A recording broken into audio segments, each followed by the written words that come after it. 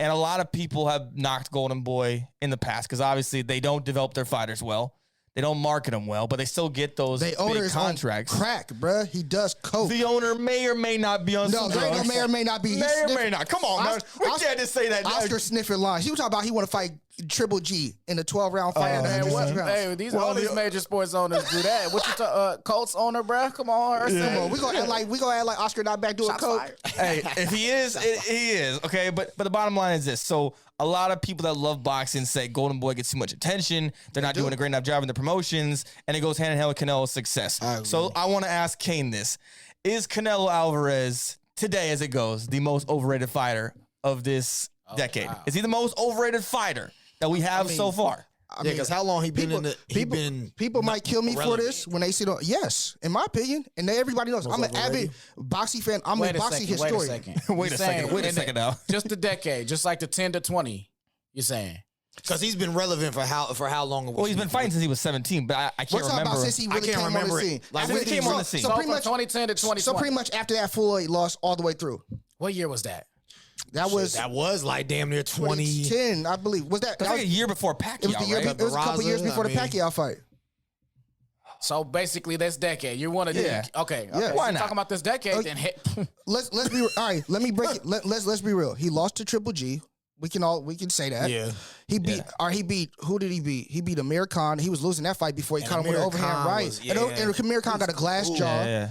I mean, he beat Kovalev after he got washed by Andre Ward. Yeah. He fought Miguel Cotto, who was for to go into retirement. He fought Shane Mosley, who wasn't Sugar Shane anymore. He was not Shane Mosley.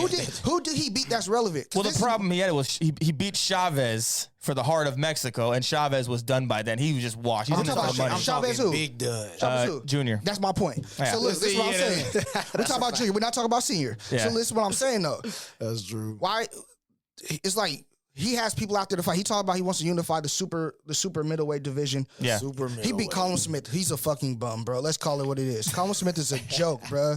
Like, are we taking that serious? Yeah, first of all, he owned that whole family because he beat both the brothers up. He whipped the shit out of both of them. Yeah. Okay. Second of all, he still has families. He still has yet to see David Benavidez. He's still yet to see Caleb Plant. He's still yet to see Charlo. Yeah. He's still yet to see Demetrius Andrade. These are all people in his division that have belts who can easily give him a problem, but he won't see them. You're going to fight Billy Joe Saunders. And then who's the last dude? Billy Joe Saunders. Are we serious right now? Come on, bruh. Well, I think the problem... Are we?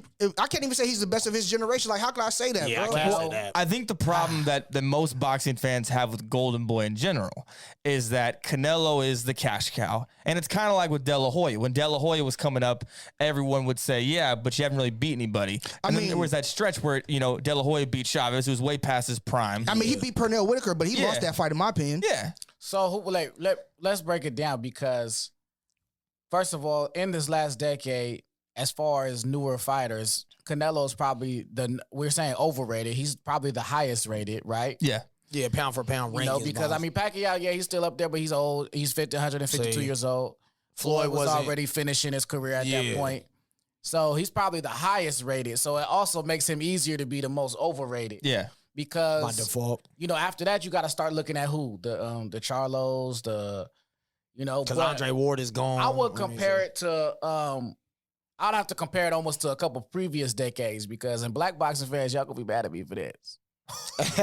Well, I would compare him to the overrated nature of a Roy Jones Jr. Ooh. I can see that. Somebody who fought a lot of tomato cans and did a lot of dancing in the ring, got a lot of easy knockouts in his career. That's true. Somebody who did a lot of dancing and had a lot of highlights that didn't necessarily prove that he was the greatest of his time. Hey, I'm not going front. And I don't think that Roy Jones was the greatest of his time. I can't even say I disagree because he beat James Toney. James Toney never took boxing serious at that point. Yeah, James Toney was out of shape. He lost to Tarver. He got his ass beat by Tarver. Because Tarver laid the wood to him. I'll go be hot. I remember that fight too. What do we? You see, Roy was a showman and he had everything. He was that flashy. Comes with it. He was all that. You love to see him. But he was highly touted for knocking out cats who didn't have no business in the ring with him. Just be honest. If you can do this, you should. You probably if you have that much time from the dancing to the punch. It's early in the challenge. Shouldn't be fighting. Roy, nigga.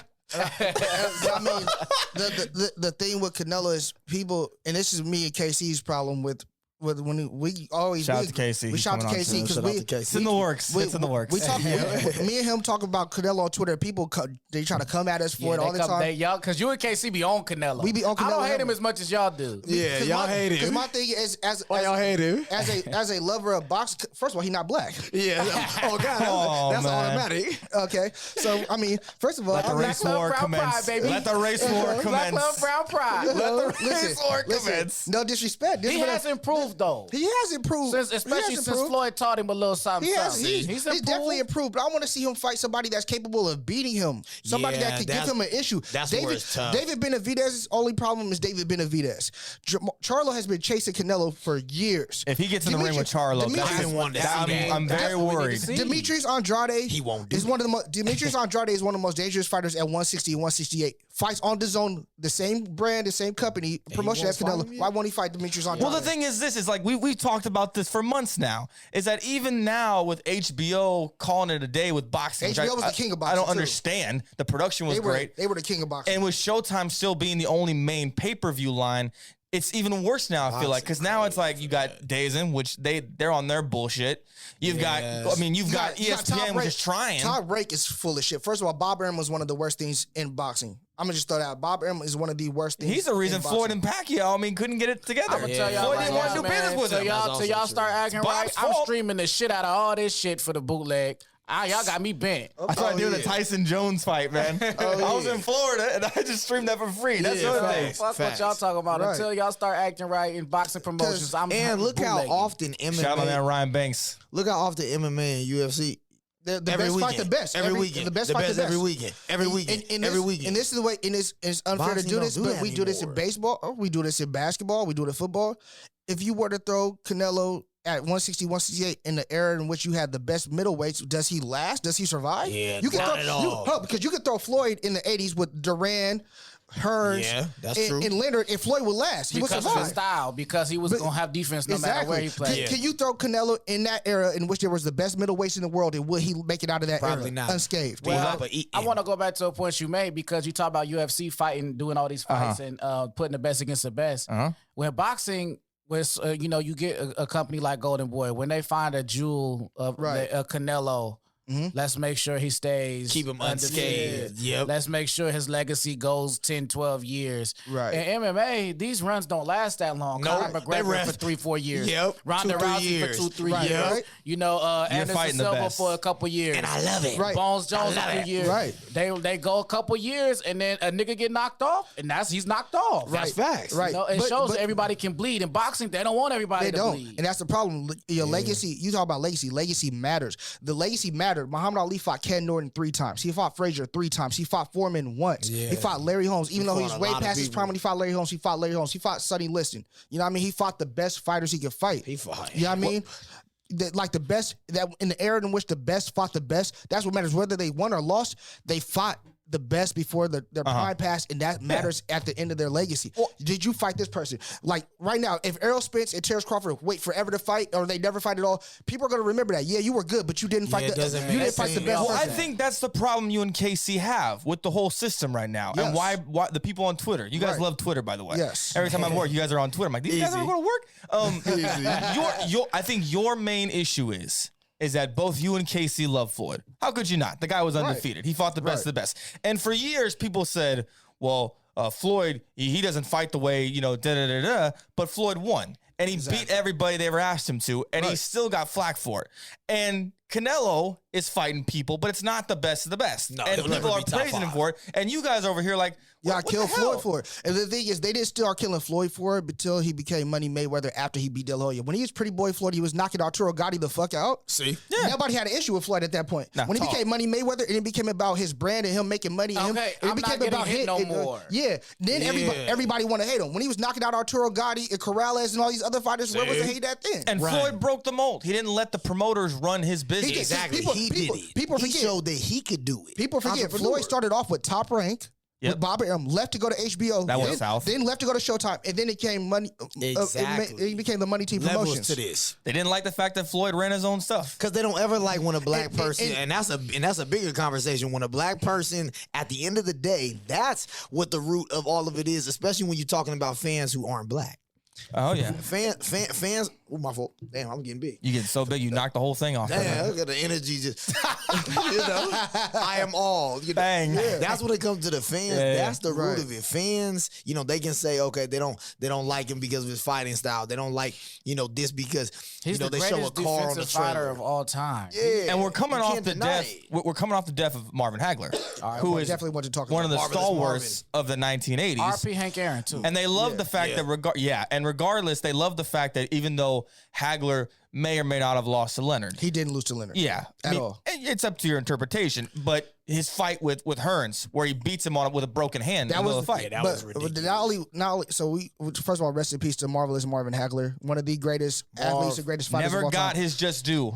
The got it. thing about Marvin Hagler, people forget Marvin Hagler, in my opinion, is the greatest middleweight boxer in history. Yeah. He from 1980 to 1987, he was undefeated, 12 title defenses, was the undisputed middleweight champion, lost to Sugar Ray Leonard. First of all, the thing, and this is what harps back, and his pride wouldn't let him come back because he got offered. People don't know, he got offered $20 million to have a rematch with Sugar Ray after that, and decided he wasn't going to come back because he felt like the sport had disrespected him. For him to be, because everybody, Sugar, $20 million back then. but see, and that's what I'm saying. And that's how much his pride meant to him, because people don't realize Sugar Ray was supposed to be the next Ali as far as promotion. He had the nice smile, all that kind of stuff. Yeah. And his fighting style. Marvin Hagler was ridiculous. Marvin, and Joe Frazier told Marvin Hagler this: you have three things against you. You're black, you're good, and you're southpaw. Yep. The three issues that Marvin Hagler had: he was blue collar, he worked hard, he fought hard, he was the greatest, arguably the greatest chin in all of boxing. He lost to Sugar Ray in 1987, right? Two judges had it 115. One judge had it 115, 113 Hagler. One judge had it 115, 113 Sugar Ray. The third judge had it 118, 110 Sugar Ray. Yeah, that was bullshit. What fight were you watching? And in what fight were you watching? And in most cases, even though you may not agree with it, when it comes to boxing, what is the most cases when the aggressor wins the fight, right? If you're watching the fight, the aggressor usually looks like they're the ones winning the fight. Yeah. The person that's initiating the contact in the fight, right? That whole fight, Marvin Hagler was the aggressor. That's one of the greatest fights of all time, and I watched that fight religiously. He was the aggressor that whole fight, and he got cheated out of that fight. And Marvin and Sugar Ray may not admit it publicly, but multiple sources have said even after that fight was over, when they dapped up and hugged each other, Sugar Ray whispered to Marvin Hagler, "You beat me." Yeah. But Sugar Ray obviously won't come out and admit it publicly. But Marvin Hagler was. Oh no, we know what that was. But Marvin Hagler was robbed. So I mean, and that's the point I get to. If you put Canelo in a generation in which he would have had to fight Marvin Hagler, Tommy Hitman Hearns, who had dynamite in his right hand, would have got his ass. Roberto Duran, who was hands of stone. Oh yeah, no, Duran was crazy. I mean, Durant killed Leonard. Would he have lasted? No. I mean, exactly. So like, you think about like Marvin Hagler definitely didn't get his respect from the day he retired to the day he died. Like avid boxing enthusiasts know who Marvin Hagler is and they give him his flowers, but the casual fan does not show Marvin Hagler enough respect. And make a new fight night for the PS5. That's what I'm saying, man. Yeah, stop playing. We're gonna get a new NCAA football, so that's good, right? And that's dope. I used to play that. Real quick, I just want to get your opinion on this. If Oscar De La Hoya fights Gennady Golovkin, who wins? Triple G gonna kill that fucking dope head. What? Bro. You Are they talking about doing that? No, I wanted to get his blood boiling. Oscar De La Hoya literally was interviewed and said he wanted to fight Triple G at 12 rounds. He better go team the heart up of with a champion, baby. The heart of a He better champion. go team up in the celebrity fights and do that shit. And that's what I was gonna get to. He didn't say an exhibition in an actual fight. He better go team up with them Mike Tysons and do them joints. Yeah, have him fight a hooper. That was kind of cool.